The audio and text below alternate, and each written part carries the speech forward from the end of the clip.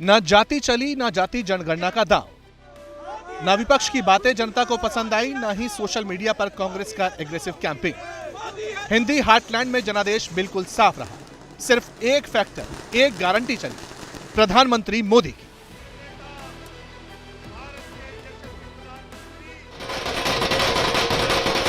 राजस्थान हो या मध्य प्रदेश, छोटा हो या बड़ा, हर नेता सिर्फ यही कह रहा है, मोदी है तो मुमकिन।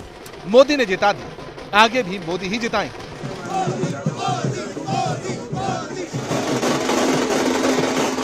मोदी जी तो देश के जन जन के मन में है, मध्य प्रदेश के दिल में मोदी। नरेंद्र मोदी के गारंटी की योजनाओं की जीत है। ये जीत 2024 में मोदी जी को फिर से देशवासियों की सेवा का अवसर देने की जीत। सवाल यही है कि मोदी ने आखिर ऐसा क्या किया?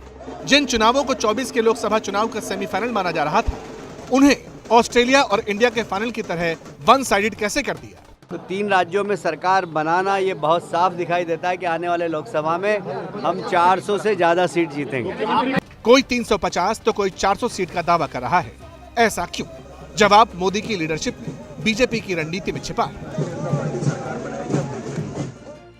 विधानसभा चुनाव से करीब 4 महीने पहले ही बीजेपी ने प्रत्याशियों के नाम का ऐलान करना शुरू कर दिया। 3 राज्यों में 18 सांसदों को प्रत्याशी बनाया, केंद्रीय मंत्रियों को भी टिकट दिया। हर राज्य में मोदी ने कार्यकर्ताओं को संबोधित किया। जिन राज्यों में सरकार नहीं थी, वहां परिवर्तन यात्रा, जहां सरकार थी, वहां जन आशीर्वाद यात्राएं निकाली। चुनाव से पहले कई बार दौरे किए।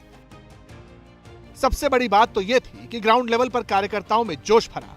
पन्ना प्रमुख और पेज कमेटियां बनाकर जिम्मेदारी दी गई, जो कांग्रेस में दिखाई नहीं दी। कांग्रेस और विपक्ष के दलों ने एक गठबंधन बनाया, मोदी पर दिन रात कटाक्ष किए। आज विपक्ष के कटाक्ष को मुंहतोड़ जवाब मिला है। भारतीय जनता पार्टी मोदी की गारंटी लेकर मैदान जंग में उतरी थी और मोदी की गारंटी आज रंग लाई है। कांग्रेस को लगा था कि कर्नाटक जीतने के बाद राजस्थान में बूस्ट मिलेगा, छत्तीसगढ़ में दोबारा सरकार बनेगी और मध्य प्रदेश को छीनेगी। चुनाव नतीजों से लगा कांग्रेस ने होमवर्क नहीं किया। नेता ओवर कॉन्फिडेंट थी, लेकिन मोदी और उनकी टीम ने कर्नाटक की हार से सबक लिया। कर्नाटक नतीजों के बाद आरएसएस के माउथपीस में लिखा था कि विधानसभा चुनाव में सिर्फ मोदी का चेहरा चुनाव नहीं जिताएगा, लोकल इश्यूज पर भी ध्यान देना होगा। बीजेपी ने रणनीति मजबूत की, नेता जनता के बीच बार बार पहुंचे। खुद पीएम मोदी ने कमान हाथ में ली। राजस्थान, मध्य प्रदेश, छत्तीसगढ़ और तेलंगाना में 2,40,000 करोड़ की परियोजनाओं का शिलान्यास और उद्घाटन किया। चुनाव से पहले ही इन राज्यों में 27 बार दौरा किया। चुनाव के दौरान तो कैंपेन में और तेजी दिखाई दी। राजस्थान में वो 8 दिन रहे, 14 रैली और 2 रोड शो किए। मध्य प्रदेश में 7 दिन बिताए, 14 रैली और 1 रोड शो किया। छत्तीसगढ़ में 5 दिन कैंपेन किया, 5 बार जनता के बीच गए। तेलंगाना में तो 5 दिन में 8 पब्लिक मीटिंग और 1 रोड शो भी किया। और एक प्रकार से जनता ने मोदी जी के नेतृत्व में हमारे सरकार ने जो नीतियां अपनाई थी, उसका एक प्रकार से समर्थन देकर हमें सपोर्ट किया है। मेरा विश्वास है कि विकास की यात्रा में इन 3 राज्यों में अब डबल इंजन की सरकार आएगी तो और तेजी से विकास होगा।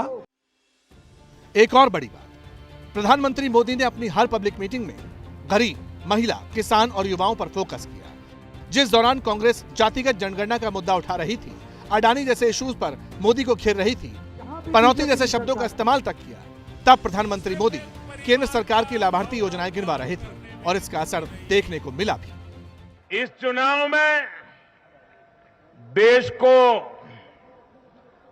जातियों में बांटने की बहुत कोशिशें हुई।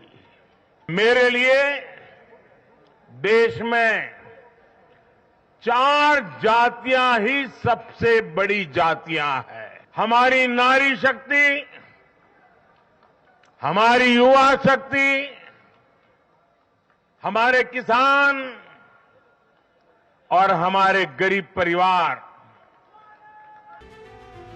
इसी का नतीजा था कि नरेंद्र मोदी की गारंटी को जनता ने हाथों हाथ लिया। किसान सम्मान निधि हो या फिर मुफ्त अनाज योजना को 5 साल बढ़ाना हो।